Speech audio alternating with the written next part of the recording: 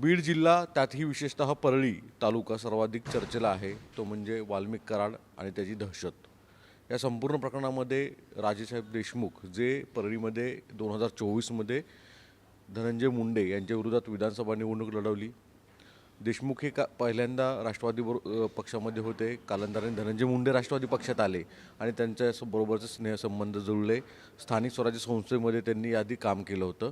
परळीमध्ये ज्या पद्धतीने वाल्मिक कराडांची चर्चा खरं होतीये ते स्वतः तिथले आहेत म्हणून त्यांना त्यांच्याशी या संदर्भात पूर्ण चर्चा करायची की जे खरं इतक्या मोठ्या प्रमाणामध्ये वाल्मिक कराडांचं प्रस्त होतं का, ते गॉसिप स्वरूपात आहे का, त्याची खरंच चर्चा आहे का, की ते वास्तव होतं।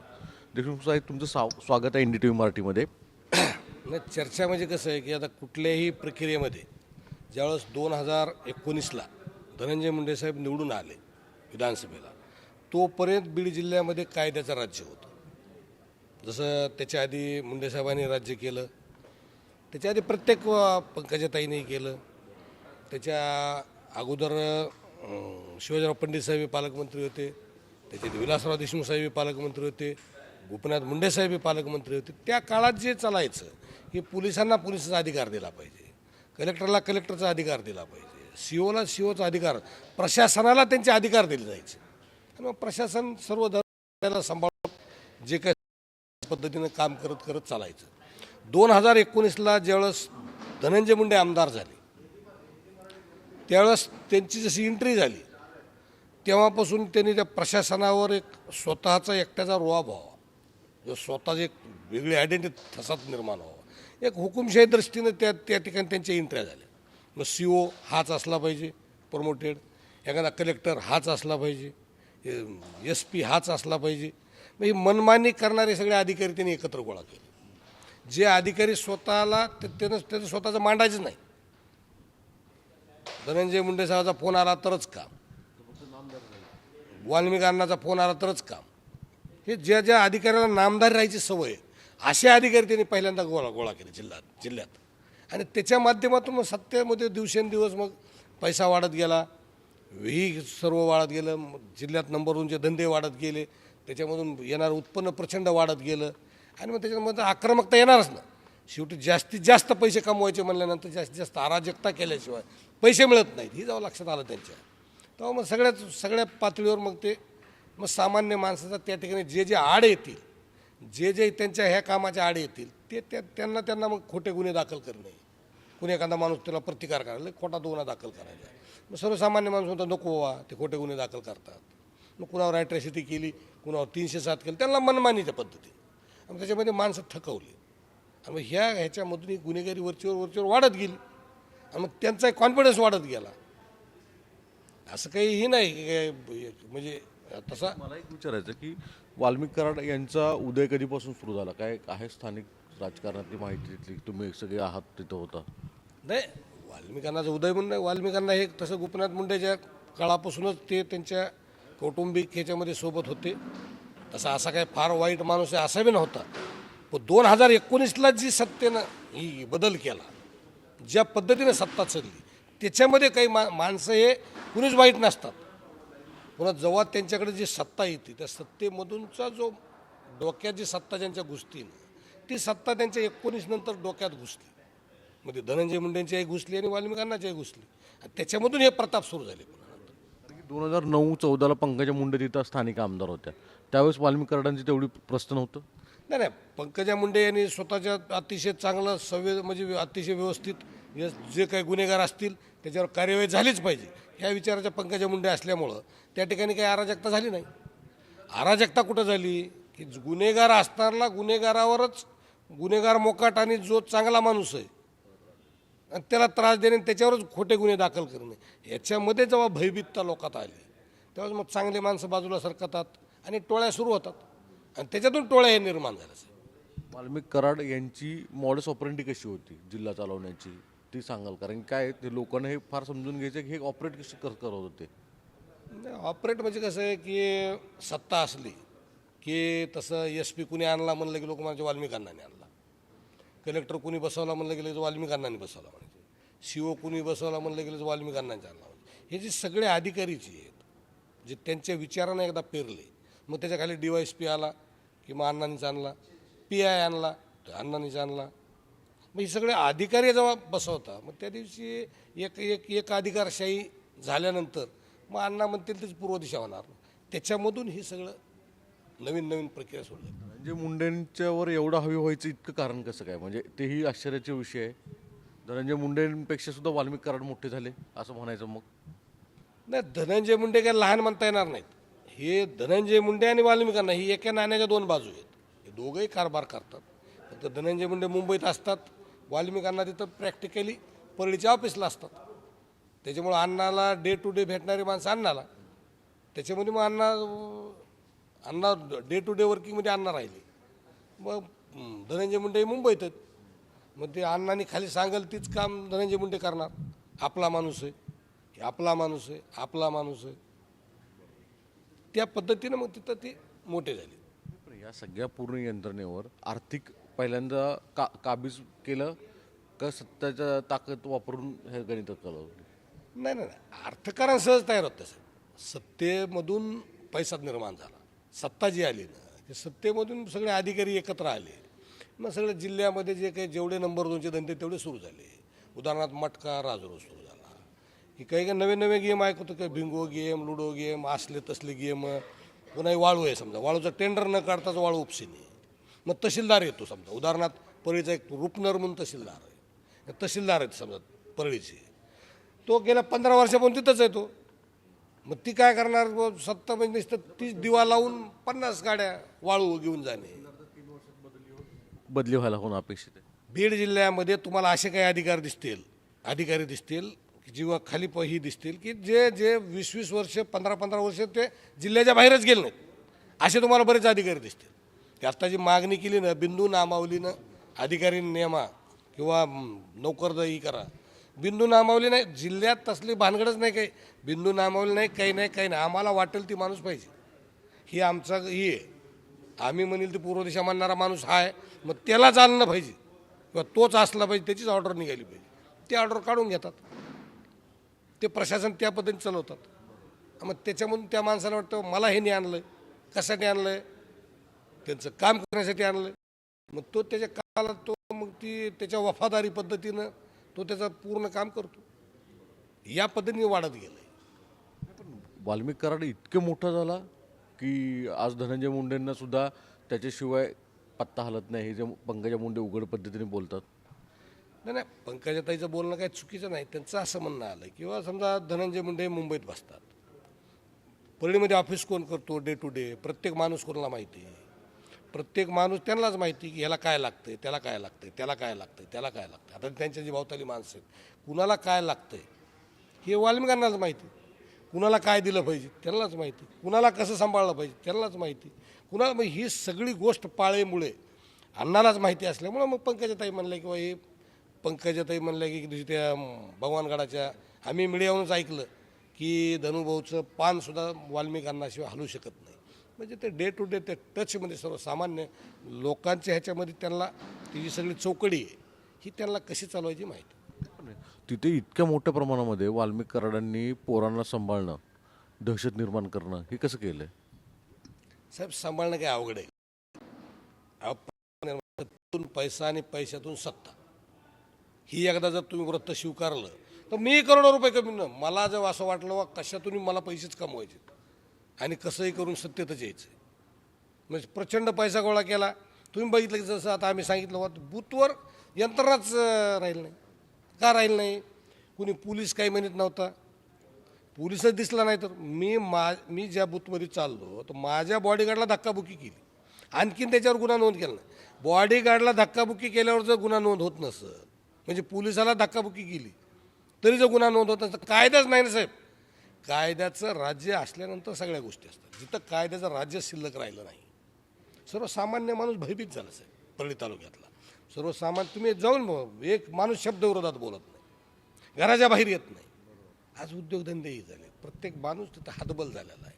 प्रत्येक माणसाला वाटतो काय होईल की, आपली काय वेळ येईल की, आपण बोलल्यावर काय करतील की, मारतील व ही करतील ती करतील, खोटे गुन्हे दाखल.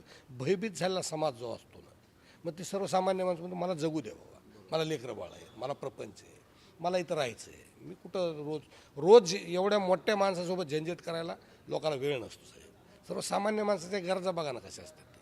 सर्वसामान्य माणूस हातबल होऊन जातो ना. धनंजय मुंडेंच्या नावाचा वापर जास्त अतिरिक्त वाल्मिक कराडांनी करून फायदा केला का? असं म्हणता येणार नाही. ज्या दिवशी समजा मी नेता आहे, मी जो म्हणलं माझा माणूस खालचा माणूस माझा अतिरेक करायला, ती मला चालणार नसेल. मग तुम्ही काय करता?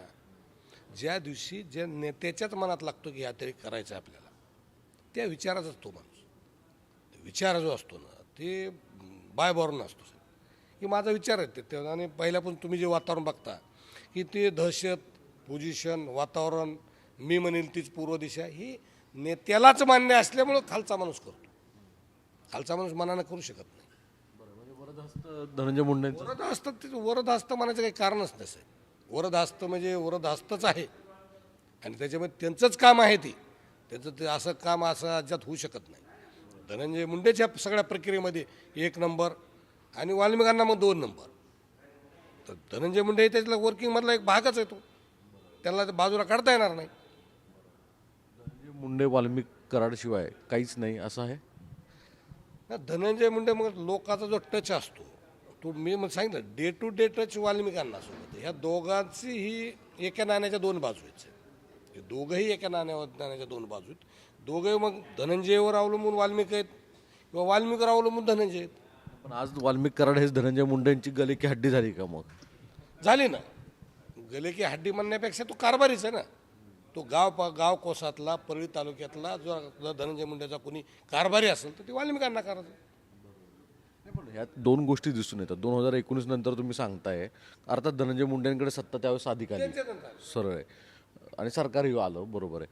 पण या दरम्यान मग शरद पवारांसारखे नेते किंवा अजित पवारांसारख्या नेत्यांचं वरदहस्त धनंजय मुंडेंना होतंच. त्यांच्या कानावर हे विषय होते, तुम्ही घातले होते त्यावेळेस. नाही, 2000 कसं सत्ता 19ला आली.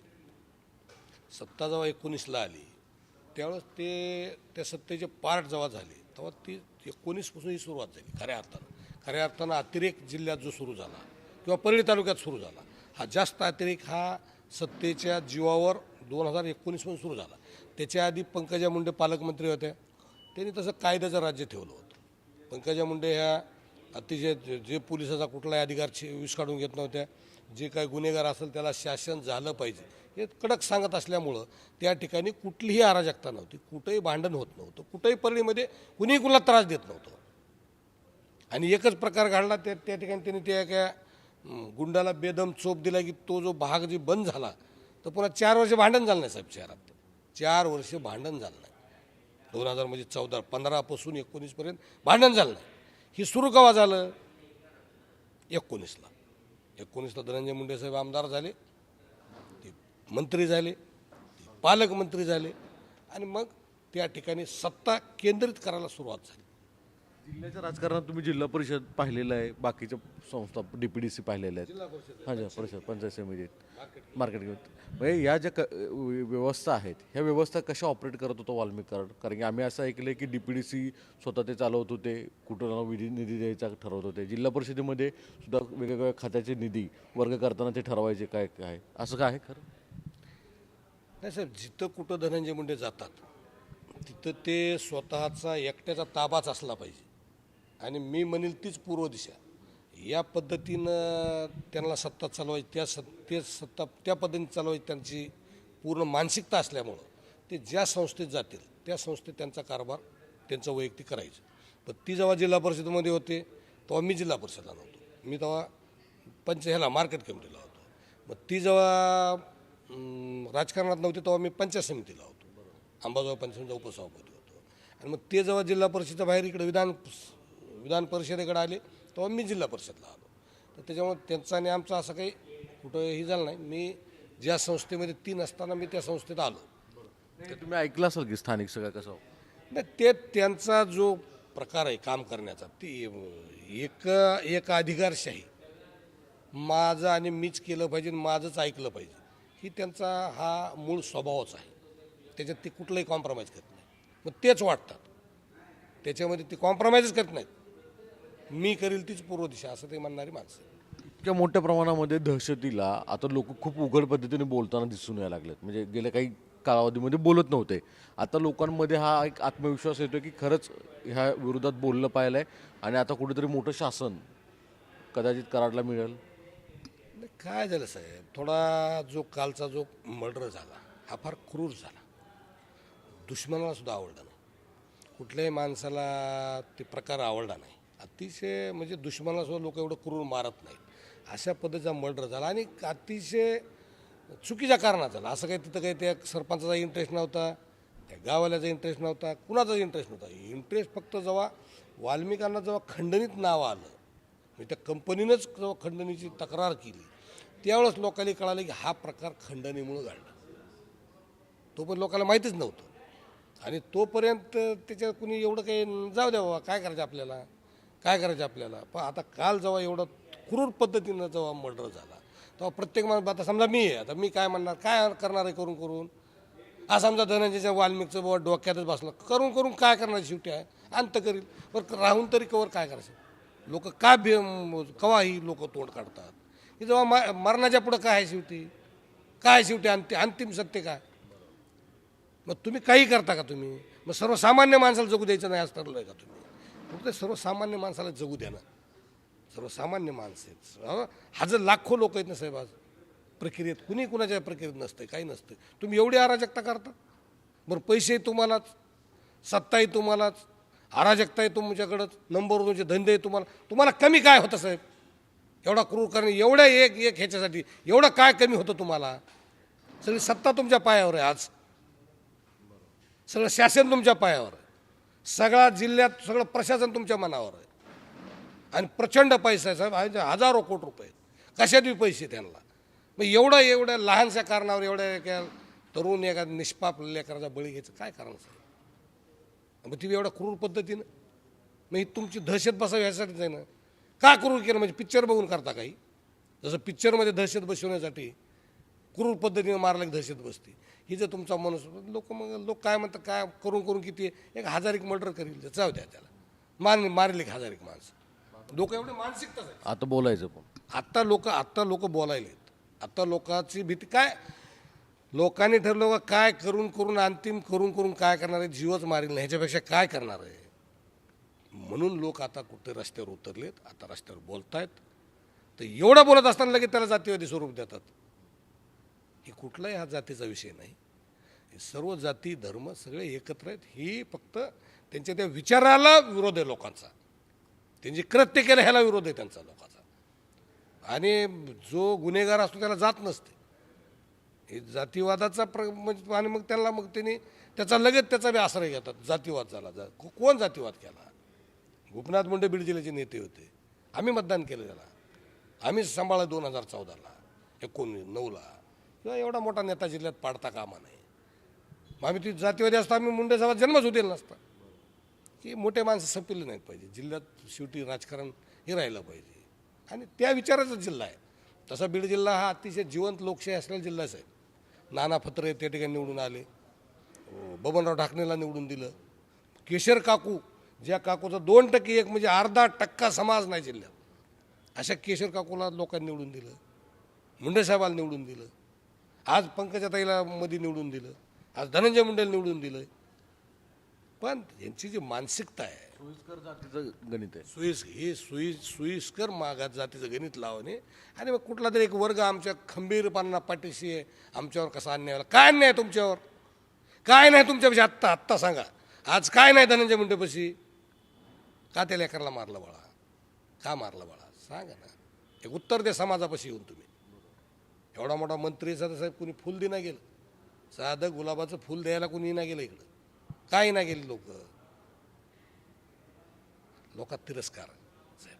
असं नेतृत्व आवडत नसतं. अरे गुंडा फिंडा हे पिक्चरमध्ये वगैरे बघायला बरे वाटतात, प्रत्यक्षात तुम्ही कुठं उद्ध्वस्त करता लोकांनी. आणि हुकुमशाहीवर राज्य फार काळ टिकत नसतं साहेब. लोकशाहीमध्ये सर्वसामान्य माणसावर प्रेम करून लोकांनी लोकांसाठी चालवली लोकशाही. सगळ्याला घेऊन पुढारी कोणाला म्हणते साहेब, जो माणूस सर्वसामान्य माणसाला सोबत घेऊन त्याचं पुढं जाऊन काम करतो, अशा लोकांना पुढारी म्हणते.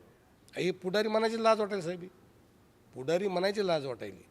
मग दाम धडप ते बुतं कॅप्चर करणे, मतं घेणे. अरे मग लोकशाहीमध्ये कशाला निवडणूक घेतली, निवडणूक न घेताही निवडून येता नसतं.